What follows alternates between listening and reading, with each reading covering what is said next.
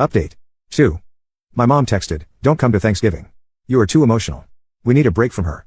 Your sister needs peace." My baby and I just turned around and drove home.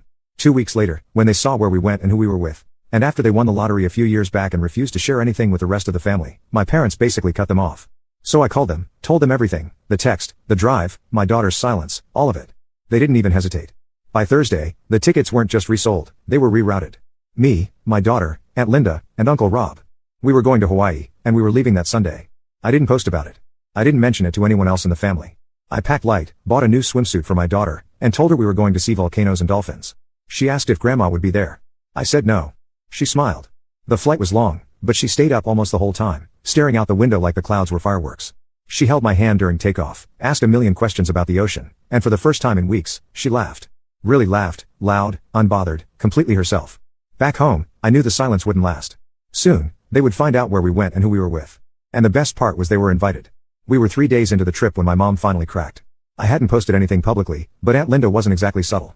She loved a good Facebook moment, especially if it involved a beach, a cocktail, or getting under my mom's skin. This trip had all three. There was a photo of my daughter in a little flower crown eating pineapple on the beach. Another of Uncle Rob teaching her how to say mahalo. Then the one that really did it, the four of us at a luau. Me in a sundress holding a drink, Uncle Rob in a silly aloha shirt, Aunt Linda with a flower behind her ear, my daughter passed out on Aunt Linda's lap. The caption just said, "Best Thanksgiving memory ever." No drama, just love. I got a text that night. Not a call, a text. "Are you in Hawaii?" No punctuation, no greeting, just pure attention wrapped in 3 words. I didn't answer. A few hours later, my sister messaged me, trying to sound cute, "Mom's freaking out. You could have just said you didn't want to be with us. No need to run off to the islands." Face with tears of joy emoji. I blocked her. The truth is, Hawaii wasn't just a vacation. It was a reset. I hadn't felt this light in years. Every morning, we walked to the beach, and my daughter collected shells, telling me which ones were definitely magical. Uncle Rob took her snorkeling in a kid-safe cove. Aunt Linda bought her a little turtle necklace she refused to take off, even at night. On the 4th day, something unexpected happened. We ran into someone, an older couple, at the hotel pool. I only glanced once before I realized who they were. My dad's old boss and his wife, the same man who used to come to our Christmas parties when I was a teenager, talk stocks with my dad, and bring expensive whiskey. He recognized me immediately and came over. We made small talk. I introduced my daughter, and then he casually asked if my parents were on the island, too. I said, no. He looked confused. "Didn't they plan this trip? Your mom said the whole family was going." I smiled and said plans had changed. That was the surprise I didn't expect. Apparently, my mom had been bragging about the trip weeks before Thanksgiving.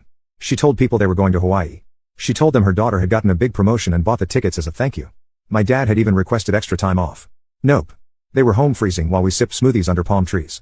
The next morning, Aunt Linda handed me her phone with a grin, a screenshot from my cousin showing a group chat my mom and sister were in. They were trying to figure out if I'd canceled the vacation to punish them. They still hadn't realized I sold the tickets and used the money for this trip. I didn't respond. I just took my daughter to the beach and we built the tallest sand castle yet. That night, I got one more message from my mom. "We didn't mean to hurt you. Call us when you're back. We'd like to talk." I read it, thought about it, then turned off my phone because for the first time in forever, I didn't feel guilty. We landed home the following Tuesday, sunburned and happy. My daughter fell asleep during descent, her turtle necklace clutched in her hand. I carried her off the plane, feeling that deep, calm exhaustion, the good kind, like I'd finally closed a door I'd been afraid to even touch. I didn't tell anyone we were back. I unpacked slowly, did laundry, ordered takeout, and let life be quiet. That lasted exactly 2 days. Thursday morning, there was a knock at the door. I peeked through the blinds. It was my mom and dad. I stood there for a moment, heart pounding, not from fear, just disbelief at the nerve. I opened the door halfway. No smile. They acted like nothing had happened. My mom leaned in for a hug. I stepped back. She blinked like I just slapped her. My dad smiled too big, trying to force a reset. I said nothing. I waited. My mom sighed and said they were sorry things got so emotional over Thanksgiving. Not sorry for what they said or did, just sorry it got messy. I asked why they came. They said they missed us and wanted a fresh start. And then, almost without thinking, my dad mentioned Aunt Linda and Uncle Rob, asked if we talked much on the trip, if they said anything about finances. That's when it clicked. They didn't come to fix things. They came because they wanted back in. They wanted access. An invitation, a good word. I stayed quiet and let the silence stretch. My daughter walked into the hallway in her pajamas, holding her turtle necklace.